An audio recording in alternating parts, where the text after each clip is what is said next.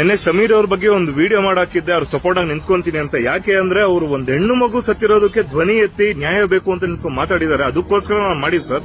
ಸುಮಾರು ಜನ phones ಮಾಡಿದಿರ support ಆಗಿ. ಆದ್ರೆ ಒಂದಿಬ್ಬರು ಮಾತ್ರ ಸರ್ ಅವ್ರಂದ್ರೆ ನಾನು ಬಿಡಲ್ಲ, ನಾನು ಹೊಡೆತೀನಿ, ಸಾಯಿಸ್ತೀನಿ ಅಂತ ಹೇಳಿ ಒಂದು ರೆಕಾರ್ಡಿಂಗ್ ಇದೆ, ಅವ್ರ ಫೋನ್ ನಂಬರ್ ಇದೆ, ಇವಾಗೆಲ್ಲ ಕಳಿಸ್ತೀನಿ. ಬೇಕಂದ್ರೆ ಯಾಕೆ ಸರ್ ಏನು ಕುಡಿತೀರಿ, ಏನಕ್ಕೆ ಮಾಡ್ತೀರ? ಮುಸ್ಲಿಂ ಸಪೋರ್ಟ್ ಮಾಡ್ತಾ ಇದೀಯ ನೀನು? ಹೊಡೆದಾಕ್ತೀನಿ ನಾನು, ಏನ್ ಮಾಡ್ತೀಯಲ್ಲ?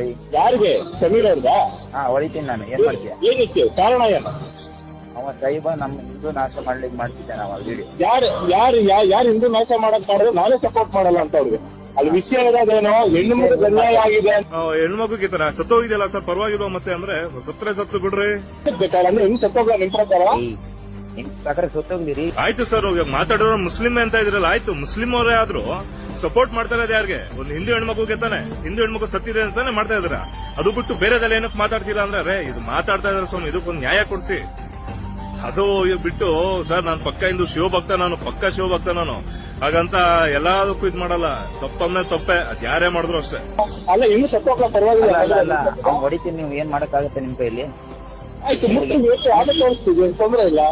ಅಲ್ಲ ಇನ್ನು 1 ತಿಂಗಳಲ್ಲಿ ಇರ್ತೀನ ನೋಡಿ. ಅಲ್ಲ ಅವ್ನು 1 ತಿಂಗಳಲ್ಲಿ ಅವ್ನು ಇರ್ತಾನೆ ನೋಡಿ ಈ ದೇಶದಲ್ಲಿ. ಆಯ್ತು ಒಂದೇಳ ನ್ಯಾಯ ಕೊಡ್ತಾರ ಮಾಡಿ, ಸಪೋರ್ಟ್ ಕೊಡ್ತಾರೆ. ನೀವು ಅನ್ಯಾಯ